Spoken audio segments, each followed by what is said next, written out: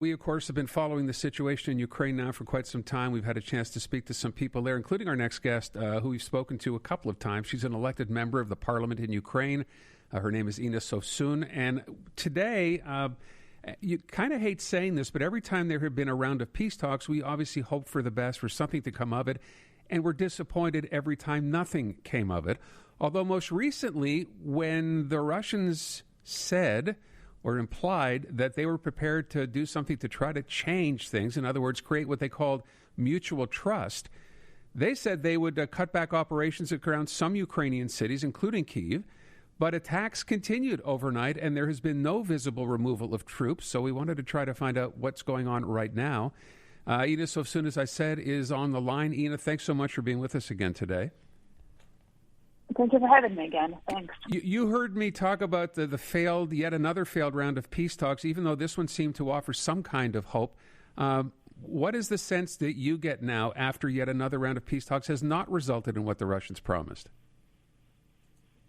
Well, I will tell you this, 24 hours after those peace talks ended were probably the loudest the loudest hours we have had in Kyiv from day one of the war. And I understand that partially the explosions that we were hearing, and they were numerous, like literally every 30, 40 minutes we were hearing explosions in Kyiv. Partially that was because of the fight taking place northwest of the city, and that was going on for quite a while, even before the talks, with the Ukrainian army kicking Russians out of towns of Irpin, of Bucha. So that was taking place. But also, we had many missile attacks that night and the day after that here in Kyiv. So that tells you all about the de-escalation that Putin is talking about. It is not, in fact, a de-escalation. They just probably come into a realization that they are completely unable to get any closer to Kyiv, that they are losing around the capital here. They're just regrouping their troops, and they will send them further to Donbass so that they can claim at least some victory in terms of gaining control of the whole territory of Donbass on the east. You know, I saw you on CNN the other night, and the explosions were happening as you were giving the interview, and I feel like we're getting more disengaged, the West. I feel like we're more detached, less empathetic than we were as the days go on, as the war goes on. So I feel like I want you to explain to people just how grave the situation still is and how close those explosions have come to you at any given moment. Well, I want everyone listening to this to realize that the situation is not getting any better, and for what it matters, it's only getting worse as we speak. All these thoughts that probably the situation is getting more normal, that is just a perception bias. But as a matter of fact, Russians are killing Ukrainians daily over here. The missile attacks, the airstrikes are happening daily here. In Kyiv, in Kharkiv, in Chernihiv, particularly in Mariupol. That is part of our everyday life. We get 2, 3, sometimes 5 air raid alerts every night here in Kyiv.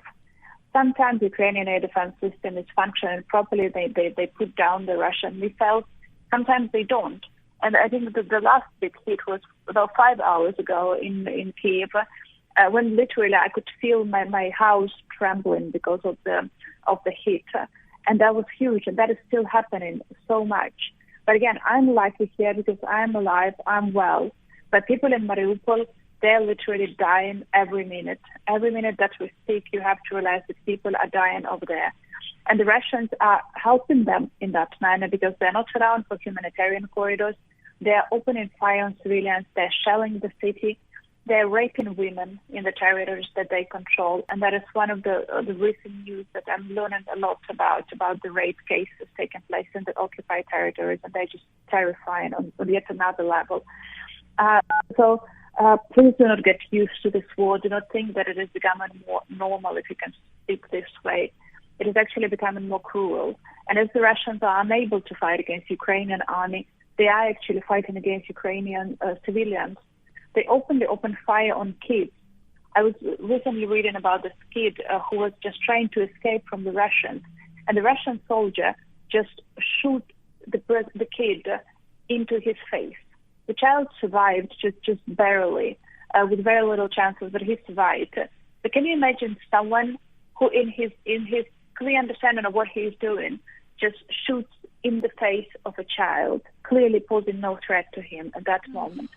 Or someone who comes to Ukraine, comes to the house of the people, kill a husband, and rape woman, the wife of the killed husband, for 2 days when the child is hiding in the closet.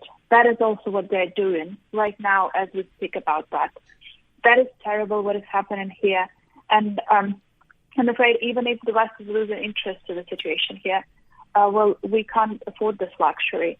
And we have to keep on talking to you and asking all people who support our fight, not just post Ukrainian flags on social media, which is great, but this is not saving lives. But weapons is. And that is why we're asking for weapons so that those atrocities will stop here in Ukraine. I hate to ask you the question, but I have to ask it as you describe what's going on, some of the atrocities we've not even heard up until you just mentioned this now. And we're sitting here shaking our heads, not believing that this is actually going on when, in fact, you're seeing that it is. Have you lost hope? I have not. If anything, I actually get more hope every time, because I can see that Ukrainian army is not giving up. I see that more and more people sign up for the military. I see people are willing to go to the street protests in the cities after Russians have been controlling those cities and villages for months now. So nobody is giving up here. But what everybody is disappointed about is the very slow reaction of the West. And that is, I wouldn't say disappointed. I wouldn't say that this leads to lose of hope. But I would say that this just leads to frustration that we are feeling here in the society, but also among the politicians as well. We want the West to react faster. We don't want to hear any more of that. We don't want to escalate, because Putin hears that and he reads that as a sign that he can go further, that his soldiers can keep on raping women and killing children here in Ukraine every time they hear that. And that is why we're asking for lethal and offensive weapons just in order to protect our citizens here. And just want everyone to hear and to remember what they're doing here and to understand that we are fighting for the whole civilization here. And it's just unjust that we have to do that alone. It is. I'm going to ask you a question, Ina, that I've asked you before. What will it take to end this war? Well, in order to end this war, and I truly believe that we can only end this war militarily. I'm sorry, but I do not believe in diplomatic solutions. I believe that Putin is just using those as a way to distract attention, to regroup his troops, but without any true willingness to negotiate a deal. So I'm afraid that this will have to be decided militarily. And in order for that to be decided in our favor, so that we actually win in this and protect our citizens, our territories, is we need more weapons. And what we're asking for are the anti-aircraft weapons, the fighter jets, the long-range missiles, so that we can shut down Russian artillery that is killing people in Mariupol as we speak right now. That can actually solve this war, and it can solve it the right way, so that we will have a just peace, not a half-hearted compromise that will just freeze the conflict and leave us in danger of further war in the future. But for that, we need everyone listening to this, but call your representatives, call your politicians, explain how this war is important to every single person in the world right now, and why Ukraine needs to be supported, not just in words, but in actual actions. And then we can end this in a just peace. Yeah, it's going to sound weird to say, but I actually hope you're wrong. I think so many of us do, right? Nobody wants to see the war escalate and hope that a diplomatic solution can be reached. As, unlikely as that is, given everything we've seen up until now. I'm wondering as well, Ina, did you hear the story, American intelligence reporting that Vladimir Putin has been lied to by some of his own military generals, and does not really know how dire a situation some of the Russian troops have been in Ukraine? Is there any truth to that? Have you heard that? I've read those reports the same as you did. I believe there can be some truth to that, because the whole society in Russia right now is built on lies. And I do believe that people in power are also lying to each other. And I believe that Putin was being lied to when he was getting reports about the state of the Russian army. That is why he was truly believing that the Russian army is so much stronger. he was being lied to when he was reading reports about the state of the Ukrainian army, Ukrainian society, in its attitude towards Russia and towards Putin himself. So I very much believe that this is possible. And I actually very much believe that this is something that we should use, the very fact that there is no one willing to accept the reality.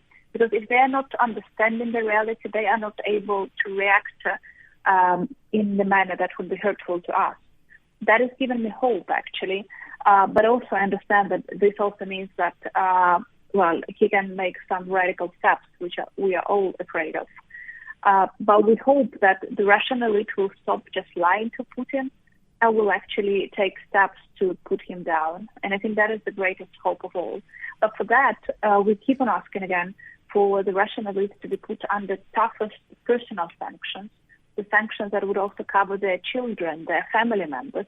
Then they will have the strongest motivation to actually do something about this crazy ruler and probably take him down. And then that can lead to a rather quick and solution to the war here. That is one of the possible outcomes that we are willing to accept, of course, as well. But again, for that, we need the West to act more actively in terms of imposing personal sanctions, again, including those on members of families of the Russian elite. We're out of time, but just before we let you go, is your son doing okay? Is he still in Western Ukraine?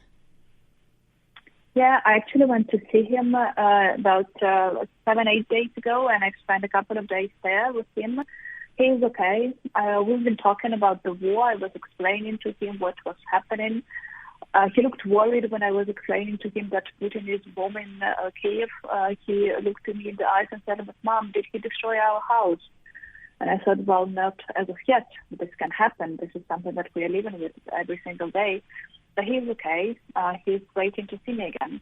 Okay. I bet, Ina. Ina, thank you so much. As always, please stay safe. Thank you so much. And let's hope next time we talk, things are looking better. Certainly, that's something we all hope right now. Thanks so much. Yeah. Sure. Ina SOVSUN, elected member of the opposition parliament in Ukraine.